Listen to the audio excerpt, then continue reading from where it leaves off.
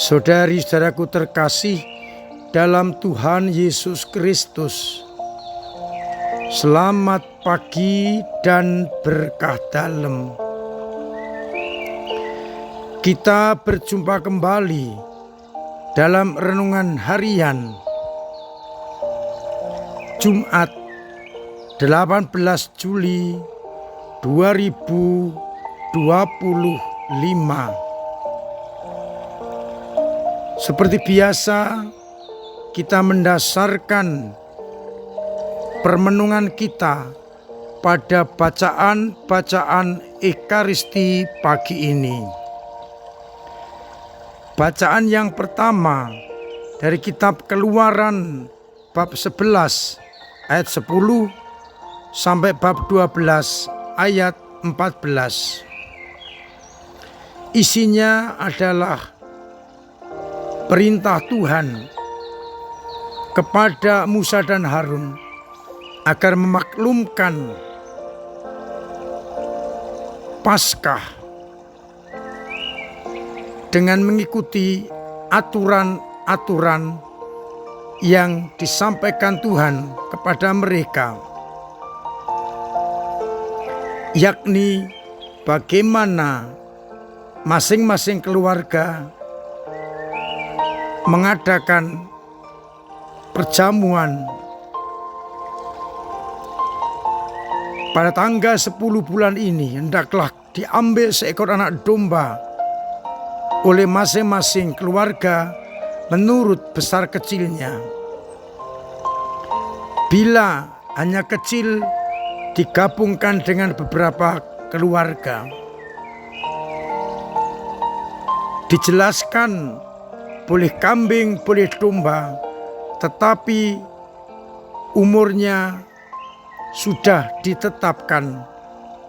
Jantan tak bercela berumur setahun.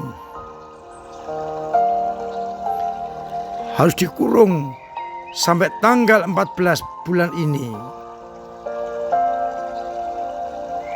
Lalu setelah menyembelih, darahnya dioleskan pada kedua tiang pintu dan pada ambang atas rumah tempat mereka makan. Dagingnya harus dipanggang, tidak boleh mentah dan tidak boleh direbus. Karena malam itu Yahweh akan membinasakan anak sulung, baik hewan maupun manusia. Tetapi tempat di mana diolesi darah anak domba akan selamat. Itulah Paskah Tuhan lewat. Sedangkan pada bacaan Injil Matius bab 12 ayat 1 sampai 8 digambarkan bagaimana murid-murid memetik gandum pada hari Sabat dan memakannya. Maka orang-orang Farisi, ahli Taurat, protes karena dianggap bekerja atau bahkan melanggar hari Sabat. Maka menjawab, bukankah Daud dan pengikutnya juga makan roti sajian yang tidak diperbolehkan kecuali oleh para imam? Atau tidakkah kamu sadar imam-imam setiap Sabat melanggar hukum Sabat namun tidak salah?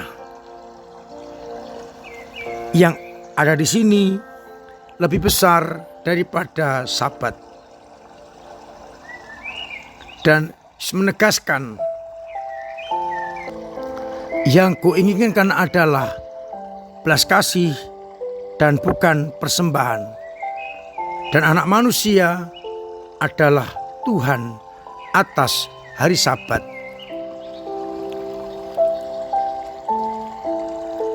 Saudara-saudaraku terkasih, dari bacaan yang pertama kita bisa melihat bagaimana Allah memberikan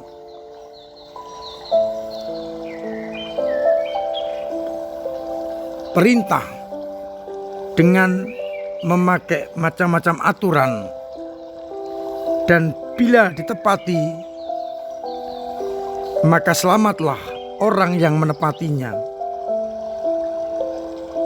Kita masih ingat ketika Nuh diminta membuat bahtera dengan ukuran panjang sekian, lebar sekian, tinggi sekian, dan seterusnya. Ketika Nuh menaati, maka semuanya selamat. Demikian pula ketika bangsa Israel mentaati semuanya ini, mereka dibebaskan dari perbudakan Mesir. Pertanyaan untuk kita, bagaimana dengan kita? Apakah setia terus mengikuti kehendak Allah yang kadang-kadang tidak mudah untuk kita cerna, namun harus kita laksanakan? Dari Injil,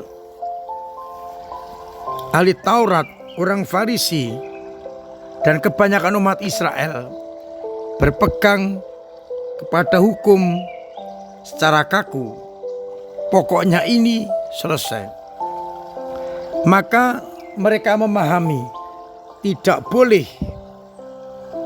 bekerja pada hari Sabat, maka letterlek apapun juga tidak diperkenankan.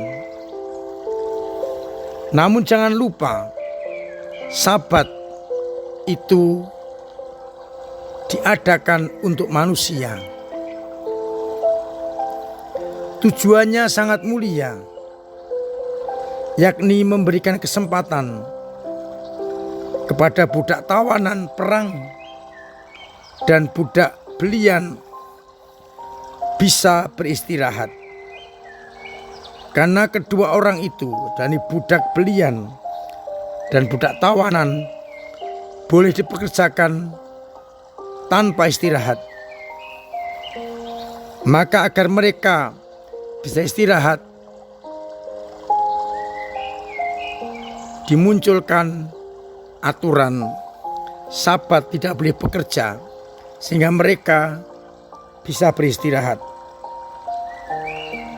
Kemudian diberi motivasi baru untuk memuji Tuhan, untuk bertemu dengan Allah, dengan Yahweh. Orang Farisi hanya melihat pokoknya Sabat tidak boleh bekerja. Membuka mata kita. Yang penting bukanlah aturannya, tetapi belas kasih dan cinta yang ada di balik hukum-hukum itu. Sehingga kita akhirnya tetap mampu mengutamakan kasih di atas segala-galanya, di atas hukum dan aturan. Maka mari kita melihat di balik aturan itu, apa yang mau dikatakan, itulah yang harus kita terjemahkan dengan benar, agar akhirnya kita bisa lebih memilih belas kasih daripada melakukan hukum secara kaku, hingga akhirnya kita boleh mengalami kasih karunia Allah. Semoga kita juga mampu untuk melihat di balik hukum-hukum itu, aturan itu, apa yang dikatakan Allah.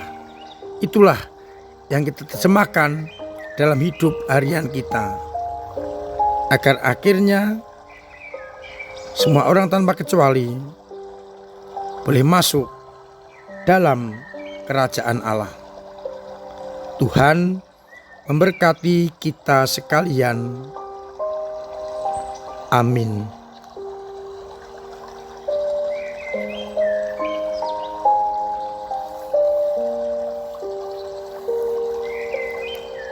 Marilah berdoa. Bapa yang penuh kasih, kami bersyukur atas sabda-Mu yang sungguh menguatkan kami di dalam cinta kasih. Semoga dengan sabda-sabda-Mu itu kami semakin Kau mampukan untuk melihat apa yang ada di balik hukum dan aturan itu, agar akhirnya kami tidak berhenti pada hukum yang kaku, tapi pada belas kasih yang datang dari-Mu. Semoga dengan demikian iman kami semakin kuat. Semoga umat-Mu yang sakit Engkau sembuhkan, yang punya berat Engkau ringankan, yang punya persoalan Engkau bantu untuk mengurai, agar akhirnya dalam situasi apapun kami tak merasakan cinta kasih-Mu. Untuk itu sertai kami dengan berkat-Mu sendiri, Bapa dan Putra dan Roh Kudus. Amin.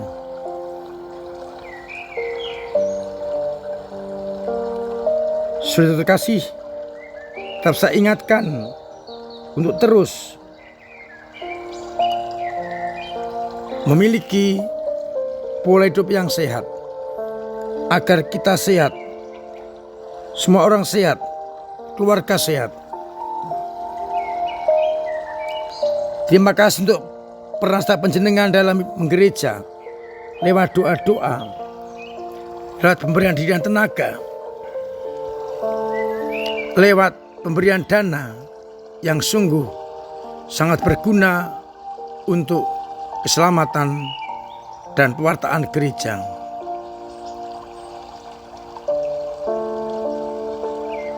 Biarlah akhirnya kita semua menjadi perpanjangan tangan Allah.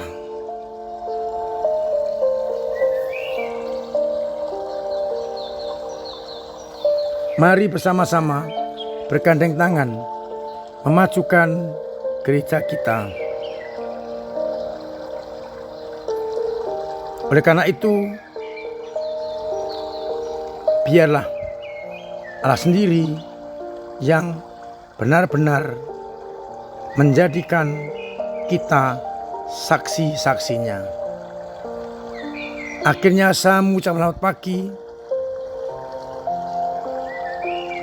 selamat merenungkan, salam sehat, Tuhan memberkati.